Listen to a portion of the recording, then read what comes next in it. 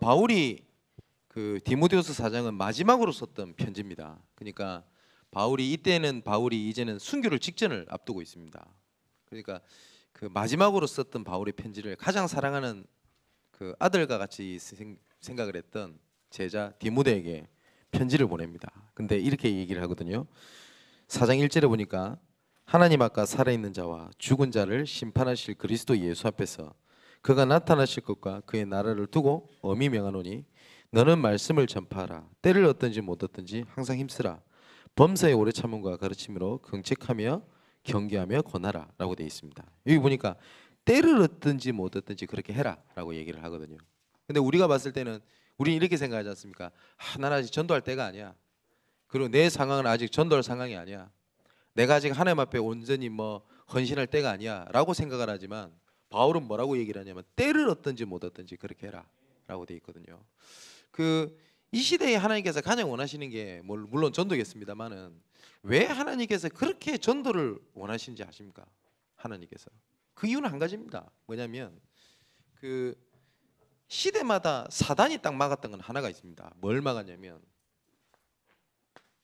이걸 막았어요. 오직 성경에서 말하는 거는 오직 그리스도를 얘기를 한 거는 뭘 얘기를 했냐면 야 예수 믿고 다른 건 다 틀렸어 라고 말하는 외골수적이거나 아니면 굉장히 편협한 그리스도를 얘기했던 게 아닙니다. 하나님께서는 왜 하나님께서는 오직 그리스도를 얘기를 하시냐면 그리스도 안에 모든 것 다 있기 때문에 오직을 얘기를 한 거예요. 그러니까 이걸 알지 못하는 사람들은 이렇게 생각할 수 있거든요. 왜 교회 지어들은 지어들만 맞다고 그러냐. 이거하고 똑같아요. 물에 빠져 죽어가는 사람한테 밧줄도 던져주고 튜브도 던져주고 그리고 페트병 같은 거 여러 개 던져주고 난 다음에 야 아무거나 붙잡아. 네 물에 빠져 죽는데 살 수 있어. 그 사람 놀리는 겁니다. 그거 그죠? 그걸 보고 물에 빠져 죽어간 사람이 다양성이 있네 이렇게 안 하거든요. 그죠? 물에 빠져 죽어가는 사람한테는 살 수 있는 동아줄을 하나 딱 던져주고 난 다음에 뭐라고 해야 돼? 이거 붙잡으면 산다라고 얘기를 해야 돼요.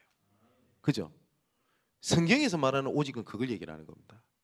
디모데전서 2장 5절에 보니까 뭐라고 되냐면 하나님은 한 분이시요 하나님과 사람 사이에 중보자도 한 분이시니 그분은 곧 그리스도 예수라라고 돼 있거든요. 이 쉽게 무슨 말이냐면 그 하나님과 우리 사람 사이에 이렇게 연결을 짓는 이 중보자 있지 않습니까?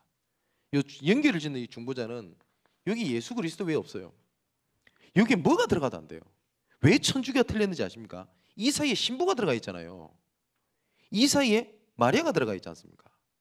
저도 목사입니다만은 하나님과 우리 사람 사이에 목사가 여기다 들어가도 안 돼요. 왜 하나님께 기도할 때 직접 우리가 기도하면 되지? 왜 이상 꼴방 같은데 처박혀 앉아가지고 머리에 수구리가 앉아가지고 고해성사합니까? 왜 그 중간에 신부가 들어야 돼요? 그거를 중보자가 신부입니까? 아니거든요. 요 사이에 누가 들어가도 안 돼요. 여기 다른 걸 들어간 걸 보고 이단이라고 얘기를 합니다. 왜 신천지 이단이 이만희가 이거 왜 들어갑니까? 이 중보자에 하나님과 사람 사이를 연결을 짓는 분은 그리스도 예수밖에 없어요. 그 구약에 보면 이렇게 위에서 본 그림입니다. 여기 성전에 성막에 들어가는 겁니다. 이거는 여기 들어가면 성막에 뜰이 있죠. 여기 보면은 번제단이라든지 이렇게 동물을 이렇게 태워서 하는 곳이 있고요. 여기 성막에 뜰은 아무나 와서 그냥 놀고 이랬습니다. 여기 또 들어가면 이 성소가 있습니다. 이 성소에 들어가면 이제는 일곱 금초대라든지 금향로라든지 그런 것들이 예비되어 있고요. 요 가운데 또 들어가는 분이 있어요. 여기는 지성소입니다. 여기는 아무나 못 들어가요. 여기 보니까 성경에 청색, 자색, 홍색 실로 꼬아가지고 천막을 이렇게 쳤거든요. 여기는 아무나 못 들어갑니다. 대제사장이 1년에 단 한 번 백성들의 죄를 사함을 받기 위해 들어가는 곳입니다. 근데 대제사장도 여기서 잘못하면 죽어요. 그래가지고 들어갈 때 방울 매달고 갔다 안 합니까? 방울 소리 안 들려? 그럼 죽은 거라. 그럼 저 또 그 시체 가지러 가면 지도 죽잖아요. 지 하면 안 되지 그분이. 그죠? 그러니까 밧줄로 이렇게 당겼다 안 합니까? 그런데 예수님께서 십자가 못 박혀서 죽으실 때 이 지성소의 휘장이요 위에서부터 아래로 쫙 찢어졌다고 돼 있어요. 뭐냐? 누구든지 지성소로 들어갈 수 있도록 하셨어요. 그 길을 여신 분이 누구냐? 그리스도 예수입니다. 그래서 성경에서 그리고 하나님께서 원하시는 건 딱 한 가지입니다. 이 오직을 지키는 겁니다. 근데 시대마다 이게 변질됐단 말이에요. 간단하게 역사를 얘기를 하면요 AD 313년에 콘스탄틴을 통해 가지고 기독교 인정을 받게 됩니다. 그러니까 그 나중에 390년에는 데오두시우스 황제 때는 예수 믿기 싫은 인간들은 로마를 떠나 이렇게 된 겁니다. 국교가 된 겁니다. 그런데요, 325년 그러면 313년에 기독교가 인정을 받게 됩니다. 뭐냐? 이제는 콘스탄틴이 기독교를 인정해야만 동방 서방 로마를 전부 다 통치해서 할 수 있을 만큼의 복음이 전파가 돼 있었어요. 그러면 12년 뒤에 어떤 일이 벌어지지 아십니까? 이때 니케아 회의라는 걸 합니다. 이 니케아 회의 때 뭘 가지고 회의를 하냐면 예수님이 하나님입니까? 사람입니까? 이것 때문에 교회가 싸우는 겁니다. 워낙 교회가 이것 때문에 박터지게 싸우니까 콘스탄틴이 니케아에서 부르는 겁니다. 야, 싸우지 말고 불러서 너희들끼리 합의를 좀 봐. 뭐 때문에 싸우는지 아세요? 예수님이 하나님입니까? 사람입니까? 이것 때문에 싸웠어요. 그럼 신기하지 않아요? 그 로마의 핍박을 받아가면서 카타콤에서 순교하면서까지 지켜왔던 그 오직의 복음이 기독교가 인정을 받고 난 뒤에 12년 뒤에 있었던 일입니다. 무서운 일입니다. 그죠? 근데 이 니케 회의가 8차까지 가거든요. 나중에 8차 그 회의 때는 뭐 때문에 싸우냐면 교회 안에 베드로상, 뭐 바울상, 뭐 디모데 뭐 이런 게 있지 않습니까? 이 성상을 놔둬야 되냐 말아야 되냐. 성상 숭배 논쟁이라고 하거든요. 이것 때문에 교회가 쪼가려 나버립니다. 동방서방으로. 웃기죠. 이 일이 기독교가 인정받고 난 약 12년 뒤에 일어났던 일입니다. 그리고 이때 당시에 신학자가 뭘 가지고 싸웠냐? 바늘 위에 천사가 몇 명 앉을 수 있을까? 이거 갖고 실제로 싸웠어요. 목회자가. 또 그 역사를 보면 실제로 있습니다. 그 십자가 3개를 발굴해낸 겁니다. 그때 당시에 예수님만 십자가 못 박혀 돌아가신 건 아니거든요. 그때 가장 큰 범죄자들 십자가 다 처형을 다 당했어요. 그냥 가장 밑바닥에서 우리 죄를 위해서 대신 죽으셨다는 의미예요. 그 3개 발견돼 놓으니까 어느 게 예수님 십자가일까? 그래가지고 나중에 신학자들이 뭐라고 결정내는지 아십니까? 시체를 못 박아보자. 그 중에서 살아나는 시체가 있는 십자가 예수님 십자가 아니겠냐? 그것 때문에 싸웠어요. 이게 복음이 되고 복음화가 되고 난 이후에 일어났던 일입니다. 근데 그 역사가 계속 반복이 돼요. 한때 우리나라가 동방의 예루살렘이라고 부를 만큼 교회 성장학이라고 하는 학문이 있습니다. 한국 교회를 연구하지 않으면 안 될 만큼 교회가 급성장합니다. 우리 한국 교회가. 예전에는 1200만 교인이 이랬습니다. 지금 600만도 안 된다고 그러죠. 그런데 어느 순간에 어떤 일이 벌어진지 아십니까? 그리스도 외에 딴 얘기를 하기 시작을 했어요. 실제로 이거는 제가 교회를 비판하는 것이 절대 아닙니다. 뭐냐면 저는 어릴 때 그 교회 외에 구원이 있다라고 말하는 거는 진짜 그 이단 중에 이단이거든요. 근데 우리나라에 그 굉장히 유명한 학자들이 있습니다. 이름난 학자들. 그 중에 대부분 학자들이 다원주의입니다. 그 중에 유명한 학자가 김승철 교수라고 있는데 김승철 교수는 제가 그분 밑에서 제가 교육을 받았기 때문에 압니다. 그분의 박사학위 논문이 뭔지 아십니까? 불교에도 구원이 있답니다. 실제로 오직 예수 말고 구원이 있다라고 말하는 교단이 신학교가 우리나라가 확인된 것만 40%가 넘는다 아닙니까? 제가 한신대학교에서 다락방을 진행을 한 적이 있습니다. 그럼 장차 목회자가 될 신학생들입니다. 오직 예수를 얘기를 했을 때 어떤 신학생 하나가 저한테 이렇게 질문했어요. 목사님, 요새도 이런 얘기한다고 통합니까? 통한다면 하고 통화 안 한다면 안 하는 게 그겁니까? 근데 실제로 한국 교회 위기가 왔던 이유가 뭐 목회자가 뭐 도덕적으로 해이해졌니, 뭐 교회가 돈이 많아졌니, 오만 걸 얘기를 다 합니다. 예, 다 일리는 있습니다. 하지만 근본적인 이유는 이거 놓친 겁니다. 그리스도 외에는 구원이 없어요. 그래서 베드로가 뭐라고 그랬냐? 천하 인간의 구원 얻을 만한 다른 이름을 우리에게 주신 적이 없음이니라. 그래서 골로새서 2장 2절 3절에는 바울이 뭐라고 그랬냐? 그리스도 안에 모든 죄와 지식보가 다 감춰져 있느니라. 또 뭐라고 말씀하시냐? 이 그리스도 이름 앞에 모든 만물이 무릎을 꿇었고 라고 돼 있거든요. 그래서 그리스도만 얘기해야 되는 겁니다. 그리스도를 얘기해야 되는 것이 아니고요, 그리스도만 이야기해야 돼요. 실제로. 그죠? 예전에 작년입니까? WCC를 재작년인가요? WCC 총회를 부산에서 했지 않습니까? 우리나라에서 알아준다고 하는, 유명하다고 하는, 뭐 나름대로 설교 잘한다는 모든 대부분 교회 목회자들, 교회 WCC 참가 다 했습니다. 그리고 하나님께 영광이라고 얘기를 했습니다. 저는 WCC를 가봤거든요.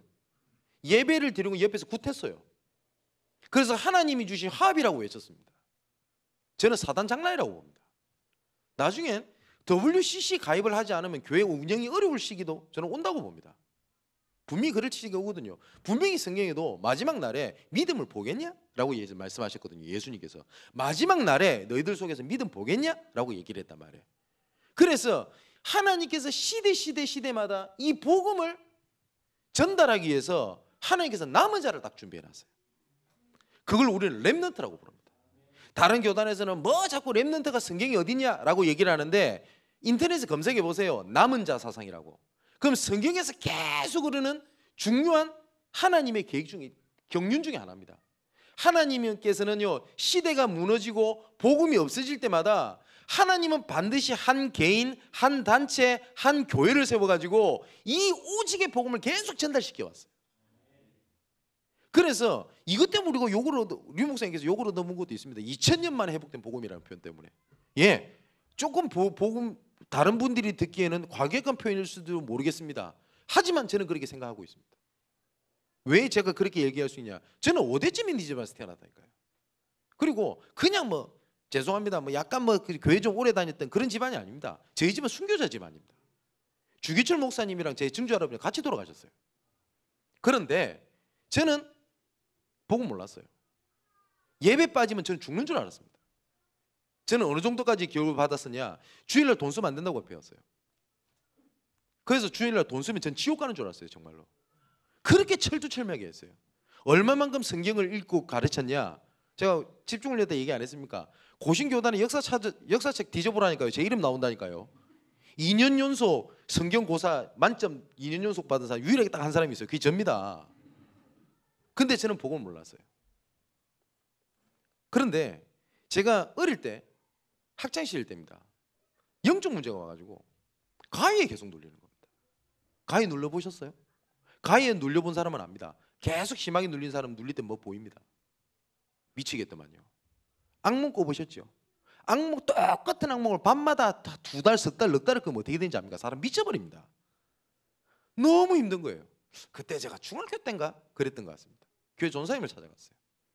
그 전사님도 저랑 이름이 같습니다. 김성민 전사님. 하여튼 성민이가 문제인 것 같아요. 그 전사님한테 심각하게 제가 질문했더니, 이야, 이분 말이 가관이 돼요. 저한테 뭐라고 가르쳐줬냐면, 괜찮대요. 성장 과정에 그럴 수 있대요. 그럴 수 있겠죠. 그 다음 말에 더 웃깁니다. 나 자기도 가끔 눌린대. 그래서 자기 진짜 저는 그런 줄 알았어요. 실제로. 그런데 나중에 제가 신학교를 가고 복음을 접하게 돼 현장을 뛰면서 정신병원에 제가 사역을 간 적이 있는데, 그게 이거 어릴 때 자라나면서 있던 일이 이거 영적 문제라는 걸 알게 됐습니다.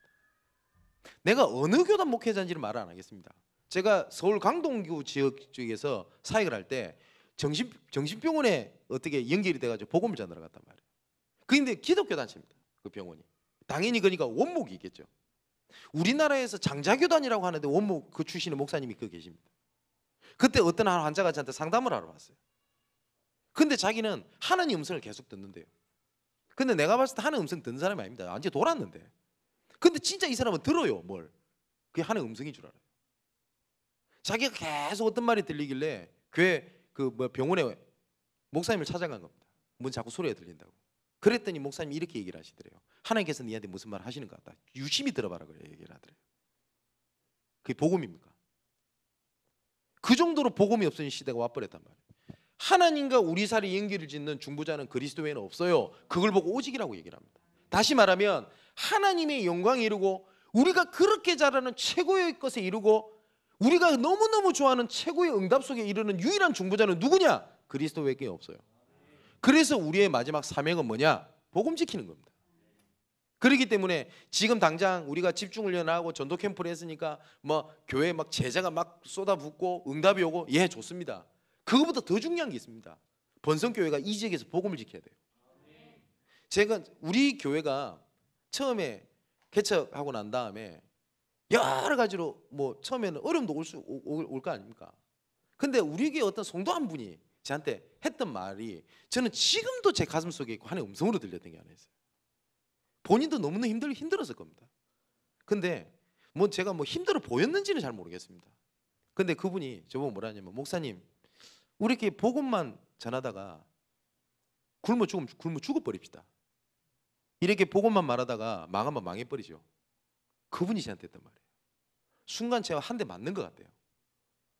그래, 이 복음 전하다 망하는 겁니다. 바울은 큰 축복과 어마어마한 부귀영화를 누리다가 순교한 것 같습니까? 목이 잘려 죽습니다. 그런데 그 복음을 붙잡았던 그 바울의 그 영향력이 250년 뒤에 로마가 그리스도 이름 앞에 무릎을 꿇게 됩니다. 그죠? 저는 한국 교회를 세웠던 분이 지금 죄송하지만은 뭐 순복음교회라든지 막 큰 기라성 같은 목사님 우리 한국 교회를 세웠다 생각하지 않습니다. 그때 목숨을 바쳤던 주기철 목사님, 주남선 목사님, 이런 분들이 저는 한국을 세웠다 보거든요. 그 복음의 흐름의 뿌리가, 전달자가 하나님께서 누구에게 주시냐는 겁니다. 이게 하나님께서 우리를 이끌어 가신 하나님의 키잖아요. 저는 뭐 이거 제 믿음이니까 뭐라고 하면 안 돼요. 뭐냐? 하나님 그 지금 저한테 주셨다는 저는 믿습니다. 그래서 우리 교회가 뭐 어떻다, 응답이 왔다 안 왔다, 뭐 어디 가가지고 혹시 잘못 제가 현장에 나갔을 때 아니면은 어디 강의를 갔었을 때 간증을 하는 게 조금 부담스러울 때가 좀 많습니다. 왜냐? 응답이 남을까 봐요. 혹시나. 왜냐면 응답을 얘기하는 것처럼 보일까 봐.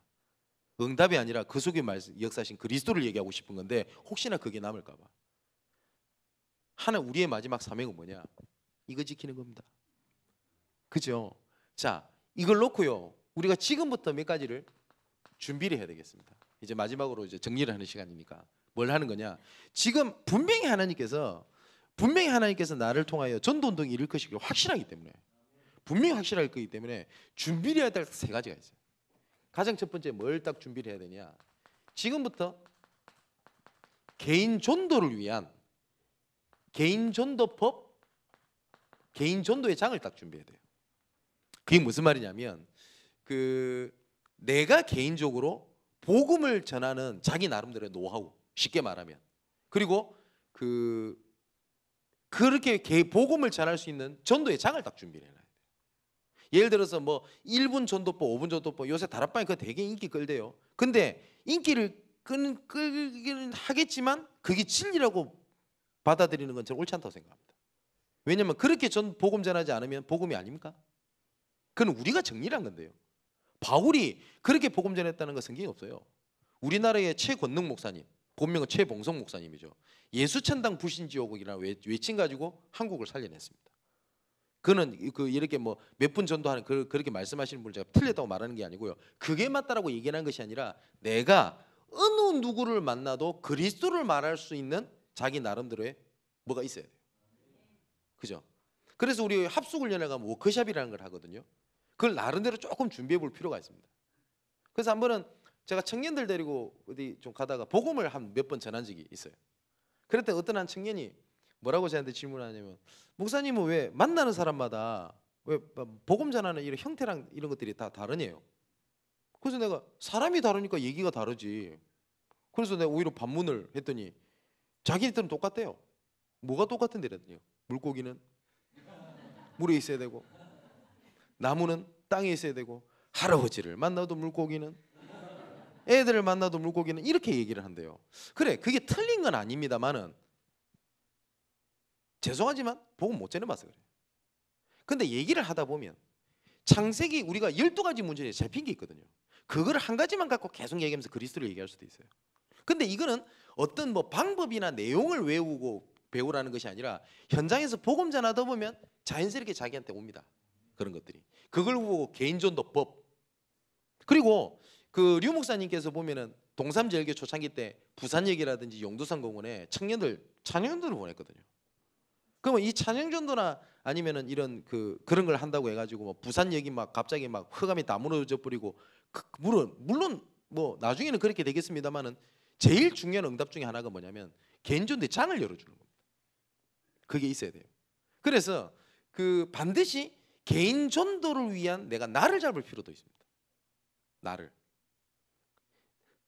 제 같은 경우는 자칫 잘못하면 이거 놓칠 수가 있거든요. 왜냐하면 워낙 다니는 일이 많다 보니까 열심히 다니다 보면 그냥 강의만 하고 돌아다니는 겁니다. 근데 하나님께서는 강사를 원하시는 게 아니라 전도자를 원하시는 거지 않습니까? 그러면 제가 개인적으로 내가 좀 복음 전하는 날 뭐가 좀 있어야 돼요. 그래서 제가 부교육자 때는 뭐가 있었냐면, 부교육자 때도 정신없습니다. 교회를 하다 보면. 그래서 복음 전하는 날이 있어야 돼요. 그래서 제가 부교육자 때는 언제였냐? 월요일이었어요. 왜냐면 월요일이 보통 교회에서는 교육자 휴일이거든요. 그러다 보니까 제가 그 구로라든지 제가 10년 넘게 부교육자 때부터 지금까지 들어가는 현장들은 거의 월요일이 많습니다. 그러다 보면 제가 월요일이 바빠요. 막 정신없습니다. 오전부터. 그 날이 있는 겁니다. 그러면 제가 개척을 하고 난 다음에는 뭐였냐면 목요일이 제 날이었어요. 그것도 하루는 제가 바쁘니까 못 잡고 그날은. 그럼 제가 여의도에 있었지 않습니까? 그러면 목요일 날 오전에는 속된 말로 밥이 되든 죽이 되든 여의도 가서 있는 거예요. 밥도 거기서 먹어요. 졸아도 거기서 졸고. 그 날을 잡는 겁니다. 그걸 뭐라는 거냐? 개인전도법, 개인전도의 장을 열어줘야 돼요. 그건 조금 준비를 해놔야 돼요. 그러면 우리 교사분들이 랩런트를 위해서는 조금 그 훈련도 좀 필요합니다. 뭐 계속 애들 데리고 매주 캠프하러 나가자, 그럴 필요까지는 없습니다, 솔직히. 그래가지고 애들 전도 오해시킬 바에 전도 안 시키는 게 낫고요. 한 번을 하되 개인전도 현장을 그 전도 현장을 다 볼 수 있도록 도와주는 겁니다. 그래서 지금 조금 안타까운 것 중에 하나가, 우리 본부에서 뭐 아름아름 뭡니까 청소년 선교국이라든지 뭐 이렇게 좀 뭐 밑에 있는 기관들을 조금씩 하는 것 같긴 한데, 랩런트들이 조금 현장을 볼 수 있는, 캠프를 할 수 있는 이런 기회들이 아예 없어져 버렸거든요. 언제부터인지 세계 랩런트 대회 때 캠프 안 하잖아요. 그 어느 놈이 없앴는지 모르겠는데 없어요. 그런데 진짜 그 랩런트 대회 때 애들이랑 캠프를 하지 않습니까? 랩런트들이랑 진짜 괜찮은 응답 많아요. 확실히 랩런트들이 달라요. 그리고 랩런트 해외 선교 캠프라는 게 있었어요. 한 2년 정도. 그때 막 스페인 그리고 어쩔 때 미국 이렇게 갔단 말이에요. 근데 참 감사한 게, 제가 랩런트 선교 캠프는 제가 진행을 다 했었어요. 근데 얼마나 감사한 일이 많은지요. 한번은 예를 들면 지금 우리 다락방에 지금 호세라고 그 스페인어 통역하는 그 친구 있지 않습니까? 그 한국 그 간사랑 결혼했잖아요. 그 친구가 랩런트 어린 나이 때예요. 그때 제가 스페인 발렌시아를 들어갑니다. 그런데 전도 캠프를 한 번도 해보지 못한 스페인에서 캠프를 하겠다니까, 이 호세 그 친구 아버지 목사님인데 이분이 오해를 하신 겁니다. 캠프 이러니까 뭘 캠핑을 생각을 하신 거예요. 그래가지고 전도 현장을 준비한 게 아니라 뭡니까 뭐라죠? 구경할 걸 준비를 해두셨다. 이야 이거. 그래서 제가 프랑스에서 강의를 하고 이제 스페인으로 넘어가는데, 이제 스페인으로 넘어가기 전에 이제 행정 담당하는 윤경혜 선교사한테 제가 연락을 했어요. 벌써 10년이 넘은 얘기죠. 혹시나 이번에 참석한 랩런트들 중에 혹시 복음을 전해봤다, 다락방을 참여해봤다, 뭐 이런 친구들 한번 조사해서 나한테 좀 넘겨라. 답변이 왔어요. 단 한 명이 없어요. 야 당황스럽대요. 그리고 그때 스페인 발렌시아에 통역자가 몇 명 준비돼? 딱 3명 준비돼 있어요. 근데 한국 랩런트들 몇 명 가냐? 어른 상태까지 50명이 가요. 이 말이 안 되는 겁니다 이게. 그래가 캠프 딱 진행을 하는데 야 막막하더라고요. 그냥 딱 가자마자 그 호세 목사님이 막 저한테 짜증을 내요. 내가 처음 봤는데 그분 그때 당시에 뭐냐면은 유럽 사람이 직접 복음 전해도 전도 안 되는 그거 막 스페인어도 모르는 저 어린 애들 와가 한국 애들이 와가 설치가 되냐는 거예요. 그 속으로 내가 준비했나? 나는 그냥 강의하러 간 것밖에 없는데. 그리고 통일자도 몇 거, 그러니까 막 문제 일으키지 말고 그냥 구경할 때 몇 군데 준비해놨으니까 구경하고 가라는 거예요. 그래서 제가 그분한테 이런 얘기를 했습니다. 웃으면서 목사님 성경대로 했으면 좋겠습니다. 그랬어요. 왜냐하면 성경에 언어가 장벽이 돼가지고 복음 전하지 못했다라는 장면은 단 한 군데도 나오지 않습니다. 그랬어요. 그때 제가 전도사 때였거든요. 그랬더니 맞잖아요. 그래서 뭐라 했냐면 하나님께서 정말 필요하다면 방언이라도 주실 거 아닙니까? 두 번째, 류 목사님 메시지를 해봤으면 좋겠습니다. 만일에 류광수 목사님 메시지가 스페인에서는 아니다, 그러면 우리 다락방에서 말하는 전도가 성경적 전도라는 말 거짓말입니다. 근데 다락방에서 말하는 성경적 전도가 맞다면 스페인이든 북한이든 되게 돼 있다고. 그래서 전혀 태클 거지 못하는 두 존재를 제가 얘기했죠. 하나님과 류 목사님. 그랬더니 해보라더라고요. 그래가지고 캠프가 진행된 겁니다. 랩런트 50명 데리고. 아니나 다를까 현장 딱 갔다 오더니 모든 랩런트들이 불신앙에 다 사로잡혀 왔어요. 왜냐? 뭐 통역자가 있는데 아무것도 없고. 그래 기껏해야 갖고 가는 것이 뭐냐면 손가락 전도지. 그 손가락 전도지 아세요? 그 예를 들면 그 영어가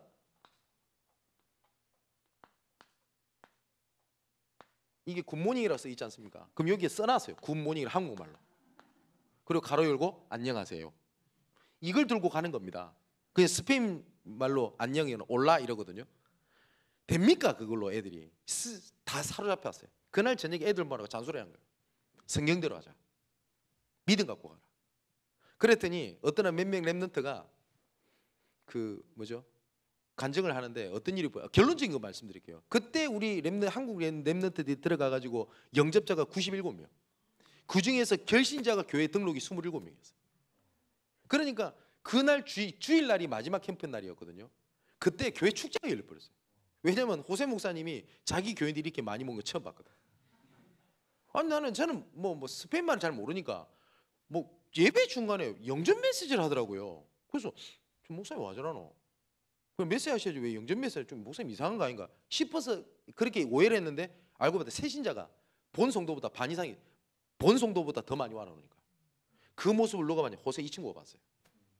그 친구가 한국에서 훈련받고 지금까지 중요한 사역자입니다. 응답받지 않습니까? 그죠? 랩런트들이 나요. 그것처럼 랩런트들이 이런 장이 좀 필요해요. 근데 모르겠습니다. 이게 무슨 시간표가 있겠습니다만은 진짜 우리 다락방에 우리 랩런트들이 이 장을 보여줄 수 있을 기회가 거의 다 없어져 버렸어요. 아니면 개교회에서라도 이거 준비해야 됩니다. 그렇게 해서 개인전도 법과 개인전도의 장을 준비해야 됩니다. 그리고 두 번째로 준비해야 될 것이 뭐냐면 나름대로 양육할 수 있는 자기 나름대로 비밀이 있어야 돼요. 이러려면 이거는 훈련받아야 됩니다. 그거 아십니까? 내가 불신자 출신 중에 복음을 얘기해서 이 사람이 응답받고 이 사람이 또 다른 제자를 세울 수 있을 만한 메시지가 없다. 미안하지만 제자 붙지 않습니까? 왜냐면 제자는요 메시지에 반응을 하지 내가 좀 챙겨줬다고 좀 따라오고 안 챙겨줬다 삐지고 그 제자 아닙니다. 그죠? 제가 그 10년 넘게 제가 본부에서 사역을 하고 있는데 류 목사님이 저한테 따뜻한 말로 아이고 수고했다 한 적 있는 줄 압니까? 웃는 거 아시죠? 욕만 하셨지. 한 번은 막 뭐라 크더라고요. 우리 됐고 도대체 우리 혼나면서도 왜 혼났는지 모르겠어요. 그랬더니 목사님 가만히 계시더니 아 이거 너희들 일 아니네 이러면서 가시더라고요. 뭐 하자는 거예요 그게. 우리 이런 식입니다. 그런데 따라가는 이유 문제 말씀 따라가는 겁니다. 그것처럼 내가 양육을 시킬 훈련을 준비를 해야 돼요.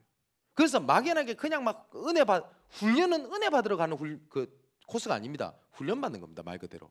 그러려고 하면은 합숙훈련의 의미, 팀 합숙해야 되는 의미, 그런 거 있지 않습니까? 그런 걸 딱 붙잡고 훈련을 딱 받게 되면 이 훈련이 내 현장과 딱 맞아떨어지기 시작해요. 어떻게 이렇게 정확하지? 딱 이렇게 돼요. 근데 이 훈련을 안 받다 보니 어떻게 되냐면 전도는 하고 영접은 되는데 그 다음 사이가 안 돼요. 그렇겠죠. 줘야 될 메시지가 없단 말이에요. 그렇겠죠. 그것처럼 월 준비를 해야 돼요. 양육할 준비를 좀 하셔야 돼요. 왜냐하면 사람 메시지를 좀 준비를 해야 되거든요. 우리가 말씀 정리를 해야 된다라고 얘기를 한다면 이거하고 똑같습니다. 왜 꼭 예수만 믿어야 되냐? 왜 꼭 오직 예수만 얘기해야 되냐라는 질문을 했을 때 대답해 줄 수 있을 만큼 메시지가 정리되어 있어야 되거든요. 이건 공부를 많이 해야 되는 게 아닙니다. 훈련입니다. 그 훈련이 좀 돼 있어야 되고요. 세 번째는 우리가 말하는 그 5가지 기초 있지 않습니까? 우리가 다락방, 팀사역, 미션홈, 전문교회, 지교회 이거를 조금 이해를 하고 계셔야 돼요. 그 간단하게 좀 말씀드리면 다락방은 내가 있는 지역에 하나님의 계획이 있음을 알고 말씀 운동을 일으켜 예수 생명, 예수 능력하는 것. 이게 다락방의 정의입니다. 류 목사님 말씀하신 내가 있는 지역에 하나님의 계획이 있음을 알고 말씀 운동을 일으켜 예수 생명, 예수 능력하는 것. 그러니까 분명히 내 지역에 내가 있는 지역에 하나님의 계획이 있잖아요. 그래서 예수 생명, 예수 능력하기 위해서 말씀 운동을 펼쳐놓는 겁니다. 쉽게 말하면 무당이 언제든지 자기 고객을 기다리려고 대나무 꽂아놓고 24시간 문 열어놓고 있거든요. 불신자가 내 인생이 갈급하구나. 예수님을 알아야 되겠다 해서 자기 발로 교회 찾아와서 예수 믿을 확률은 물론 하나님께서 하시면 하시겠습니다만은 수학적으로는 제로입니다. 근데 교회를 365, 24시간 동안 열어둘 수가 없거든요. 여름만 들면요 막 이상한 노숙자가 막 다 가득 차버릴 겁니다. 그럴 수도 없단 말이에요. 그러면 언제든지 복음 들을 수 있는 거점을 딱 깔아놔야 돼요. 일명 구물을 깔듯이. 그걸 보고 뭐라고 그러냐, 다락방이라고 합니다. 언제든지 복음 들을 수 있는. 그래서 다락방을 지속을 할 때 장소와 시간을 변동시키지 않고 지속하는 이유 중에 하나가 그겁니다. 그 학교 이름이 생각이 안 나는데 그 청와대 근처에 보면 여자상업고등학교가 하나 있거든요. 근데 그게 뭐 전국에서 몇 번째로 좋은 학교라고 하던데 혹시 이거 아십니까? 그 무슨 여상이라더라? 서울 여상인가요? 이름을 잘 기억이 안 나서 모르겠습니다. 제가 전사 때 거기에 학교를 다니는 애 중에 류가은이라고 이름도 안 까먹는데 얘 때문에 제가 다락방을 들어간 겁니다. 근데 여자 고등학교니까 제가 남자 전사 때 제가 학교를 들어갈 수 없잖아요. 그렇지 않습니까? 그래서 방법이 학교 바로 옆에 보니까 약간 뭐 차 한 대 댈 수 있는 공터가 있어요.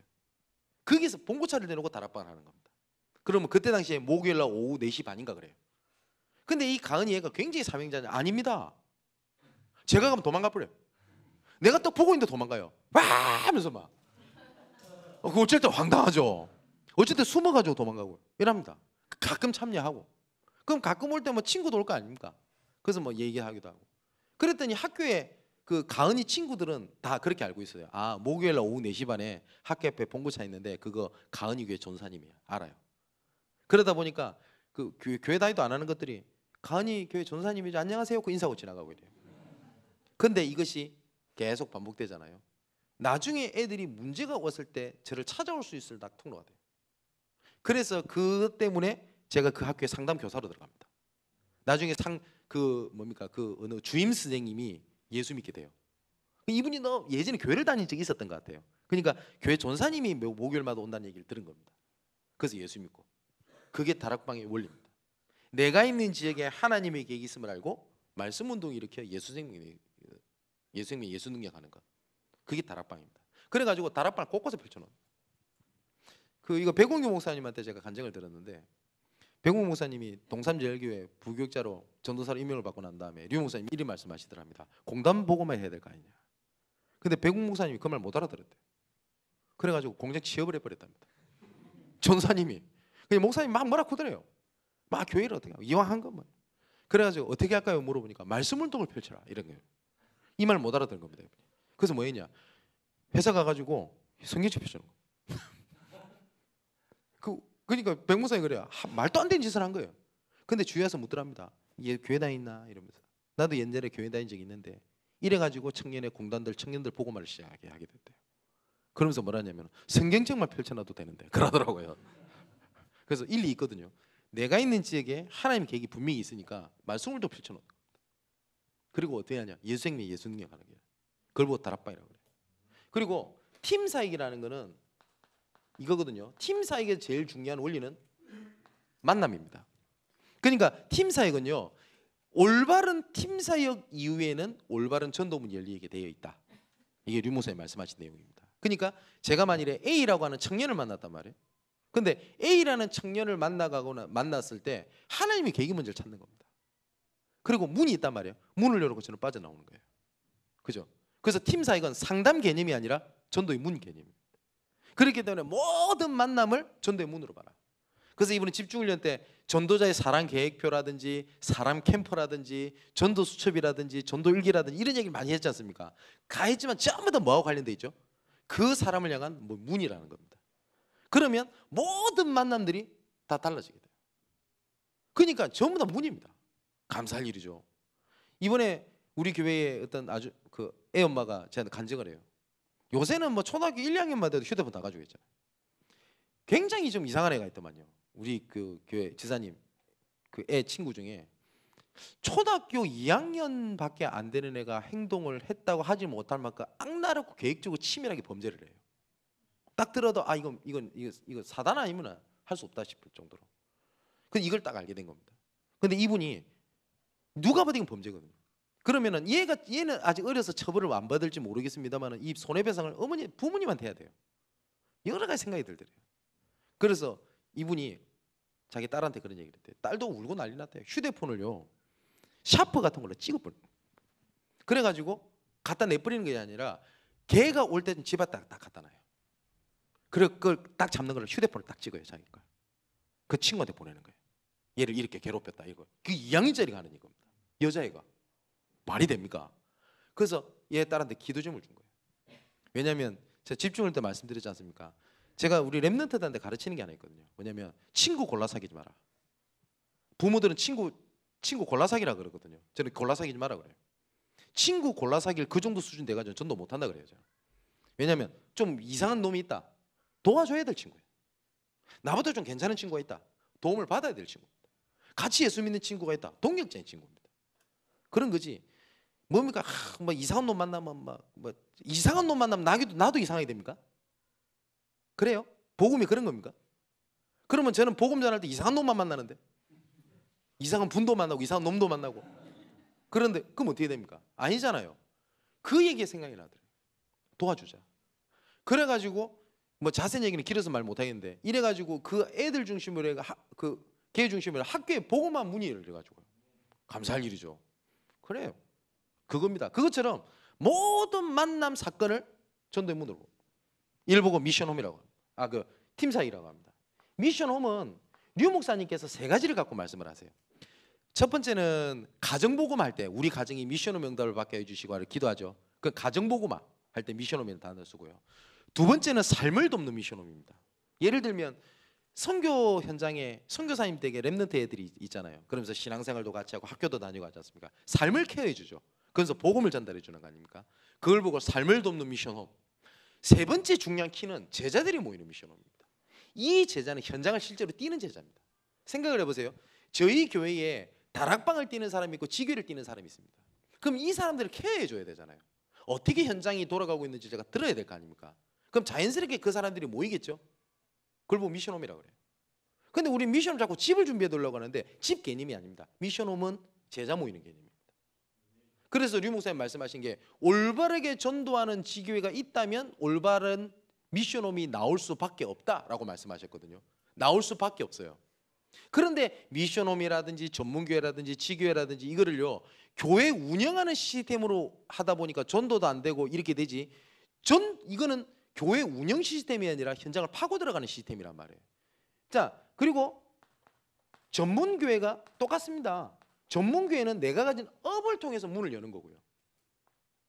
지교회는 내가 가진 지역에서 이걸 찾아내는 겁니다. 이렇게 문을 열고 있다면 미션홈은 당연히 올 수밖에 없어요. 그렇겠죠. 이것을 사역자가 가지고 있어야 될 기본적인 세 가지입니다. 이거는 조금 고민도 좀 하시고 그리고 준비도 좀 하셔야 돼요. 이 개인적으로도 해도 돼요. 이거는 그렇지 않습니까? 그래서 류 목사님께서 이거를 개인적으로 훈련시킬 때 하셨던 게 300명, 500명 영접운동입니다. 하루에 한 명 영접시키지 않으면 바꿀 마라 이러면서 막. 그래서 예전에 우리 체크리스트 번성교회 때 해보셨죠? 벌금 내라 이러면서. 지금 안 하죠? 그때부터 지금까지 계속 벌금 내고 있으면 아마 번성교회 경제 문제 해결됐을 겁니다. 벌금으로 다 해결 다 돼버려요. 그잖아요. 근데 우리가 계속 그렇게 못하고 있기 때문에 인도 못 받은 게 아니라 군대도 똑같아요. 남자분들 아시지 않습니까? 훈련소 가서 6주 동안 훈련받아 반죽 기쁩니다. 저는 방위 출신이라서 넉주 훈련 받았습니다만은 그래서 저는 넉주 훈련 받으면서 어떤 생각이 들었냐면 내가 이런 식으로 몇 년 살면 내가 죽을 것 같다 이 생각이 들더라고요. 저는 군대 체질이 아닌가 봐요. 제 아버지가 군인 장교 출신인데 저는 아닌 것 같아요. 죽을 것 같다 이 생각이 들더라고요. 넉주 동안 죽을 것 같다 아니 며칠만 딱 살아보니까 그러면 자대 배치 딱 받으면 아시잖아요. 그렇게 훈련하나요? 안 합니다. 훈련 기간 때 뭘 만드는 거예요? 체질을 만드는 거잖아요. 우리가 체크리스트를 그렇게 한다 안 한다가 중요한 얘기가 아니라 그렇게 해서 내 체질을 바꾸는 겁니다. 이해되시죠? 그것처럼 개인 전도를 위해서 그렇게 하세요. 그렇게 하셨거든요. 그것처럼 교회에서 기관에서든지 아니면은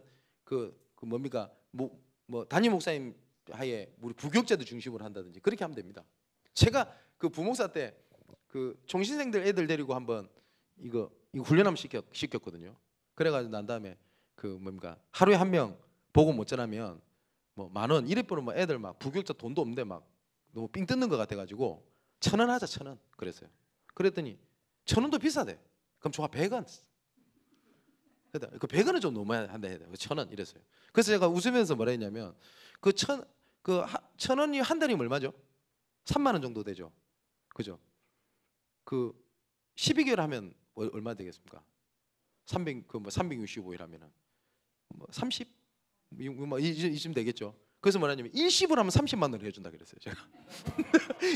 아예 전도 안 될 거 확신해 가지고 일시불로 내면 한 30만 원을 내가 봐줄게 이랬어요. 그래서 우리가 이걸 뭡니까 그 헌금 선교금 내고 이랬거든요. 저도 했어요 그때 하고 했거든요. 그건 재밌게 할 수도 있어요 그렇게. 그렇지 않습니까? 그런 것처럼 개인 전도의 장과 개인 전도 법을 좀 준비를 해놔야 돼요. 특히 우리 렘넌트들한테는 해야 돼요. 왜냐하면 점점 우리 렘넌트들이 개인 전도의 장, 개인 전도 법 이거를 준비하고 확인할 수 있는 기회가 없어져요. 그러다 보니까 조금 약간 예민한 얘기를 좀 해볼까요? 그 조금 이렇게 나름대로 순수하게 이렇게 하다가 대학 가가지고 나름대로 캠프라는 걸 딱 해버린단 말이에요. 그러다 보니까 이게 캠프가 이게 성경적으로 맞냐 아닌지 모르는 겁니다. 그래가지고 막 그냥 하는 겁니다. 그래가지고 실제로 우리 다락방에 뭐 당대 세계보고 한다는 친구 중에 얼마나 많은 대학생들 청년들이 다 들어가 있는데요. 그거 아십니까? 하버드 대학교가 어디 학교예요? 세계에서 인류 대학인데 거기 우리 학사가 있습니다. 거기서 훈련받고 했던 그 몇 명 학생들 그거 들어가 있어요. 딱 봐도 복음도 알고 아무것도 아닌데 그 구분이 안 되는 겁니다.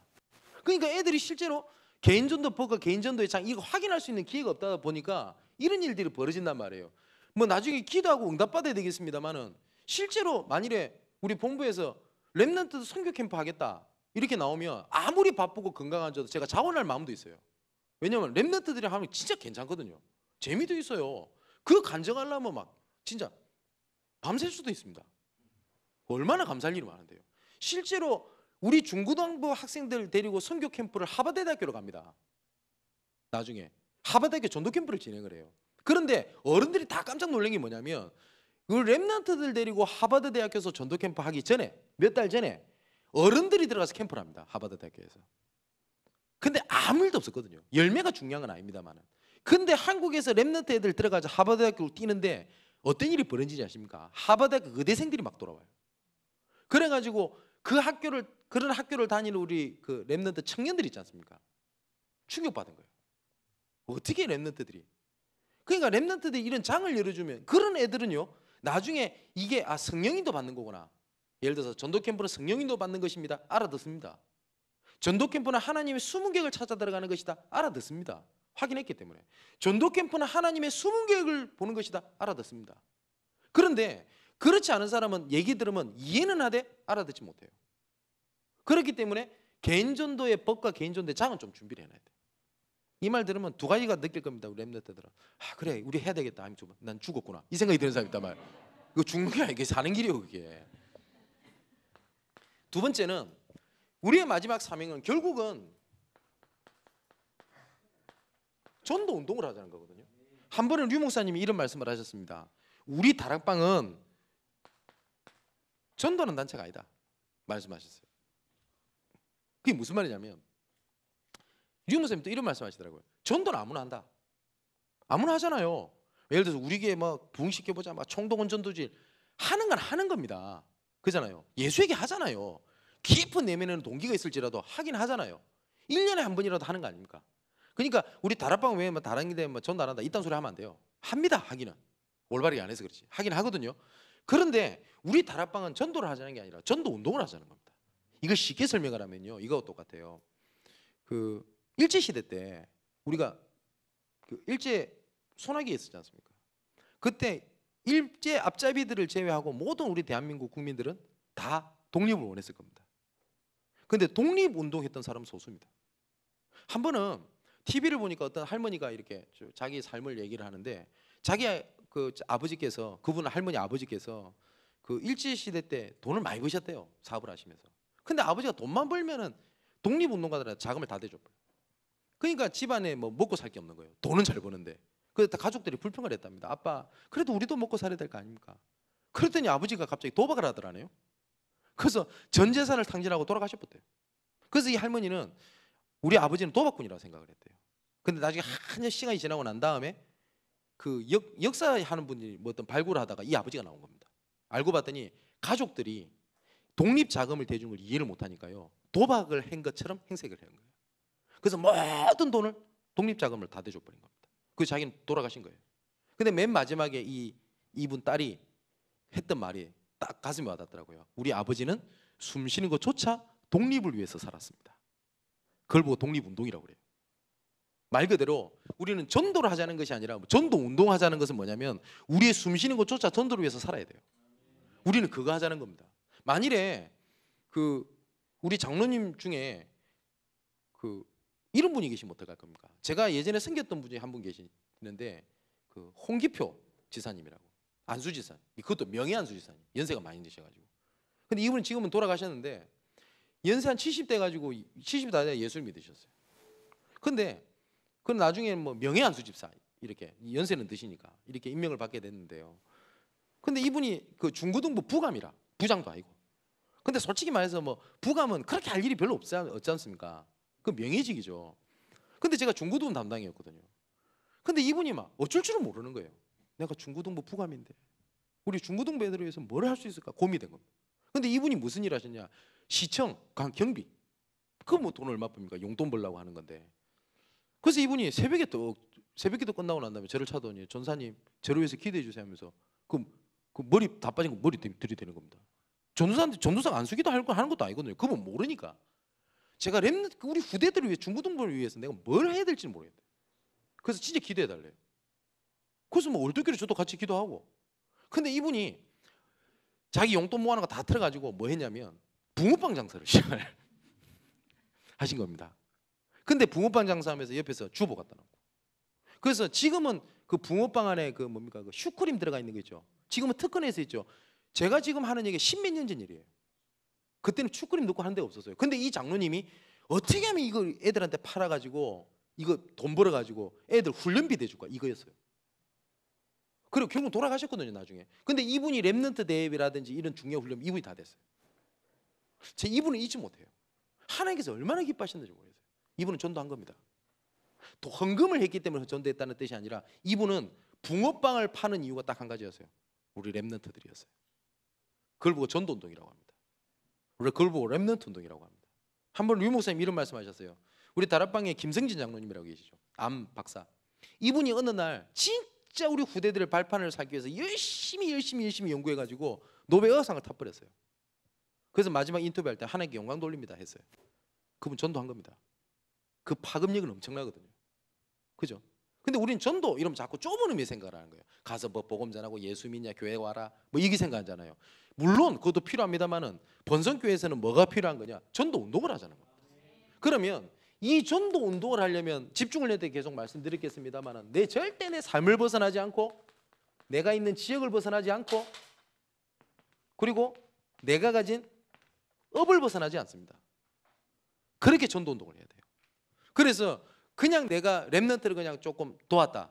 그냥 도운 게 아닙니다. 얘를 진짜 전도 때문에 도운 거예요.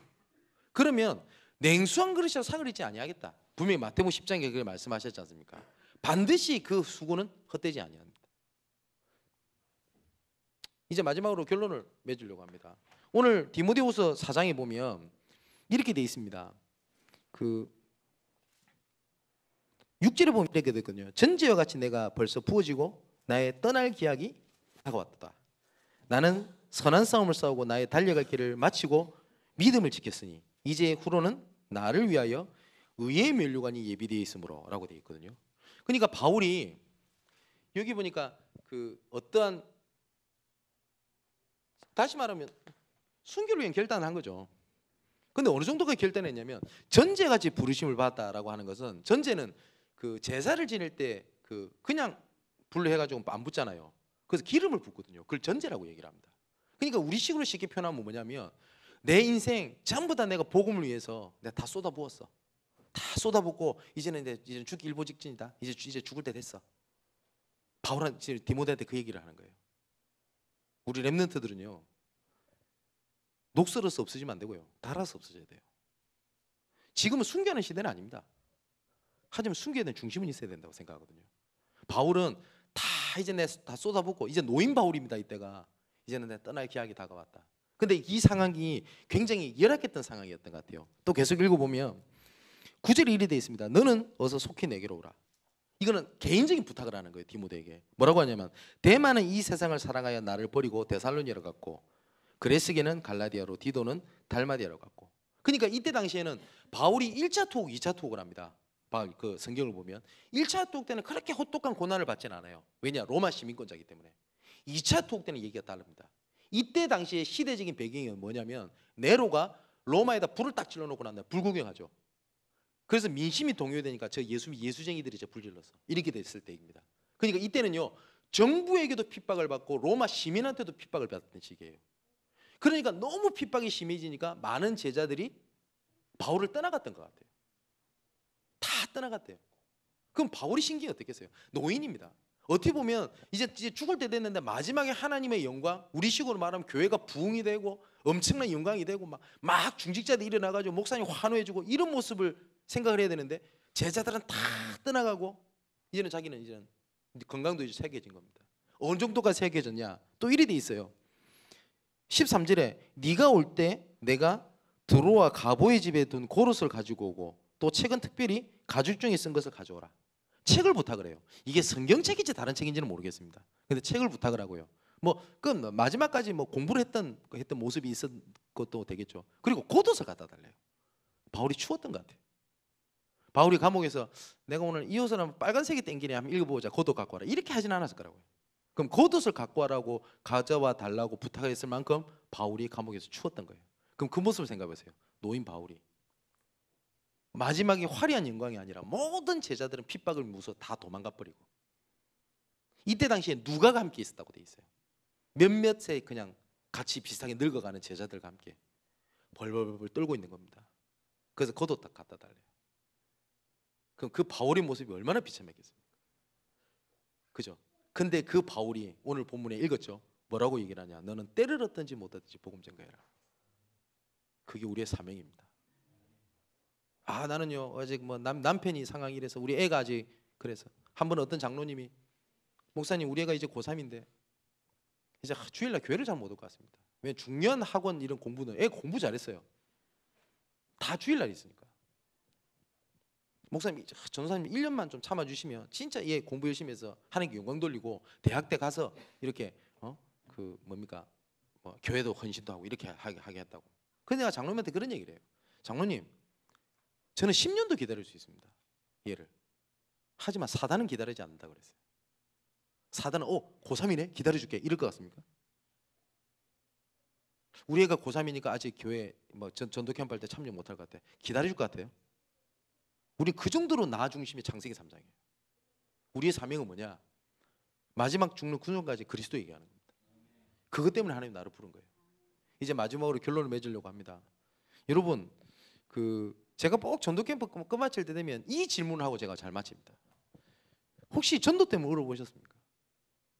전도 때문에 응답이 없어가 힘들어갖고 삐져갖고 우는 거 말고 진짜 저 사람 살려야 되겠는데 안 됐을 때 제가 잊지 못하는 렘넌트가 하나가 있어요. 저는 지금도 그 생각하면 지금도 눈물이 나요. 왜냐하면 제 인생을 굉장히 영향을 줬던 한 친구인데 그때 당시에 17살, 18살밖에 안 되는 여자예요.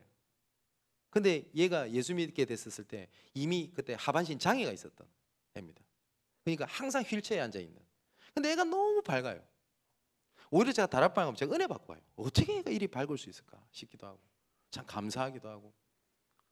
근데 어느 날 전화가 온 거예요. 어머니한테. 지금 빨리 응급실로 와야 되겠다. 세브란스 병원으로.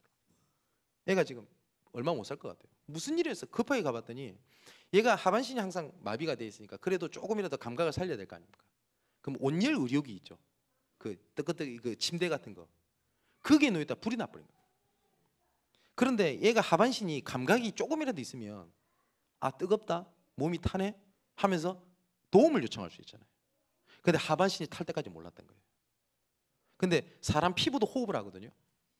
50% 이상 60%를 화상을 입으니까 병원에서 가망성 없다라고 얘기를 하더라고요. 여러분 사람이 죽는 순간에 제일 솔직해지거든요. 그죠? 일평생 범죄 저질렀던 맨 마지막에는 진짜 솔직히 얘기하고 죽고 이러지 않습니까? 근데 얘가 이제 죽게 된 거예요. 야, 내 억장이 무너지는 겁니다. 얘 이름이 수연인데. 그래서 제가 온 걸 보고 얘가 이 마스크를 이렇게 끼고 있다가 잠시 벗겨달라고 얘기를 하더라고요.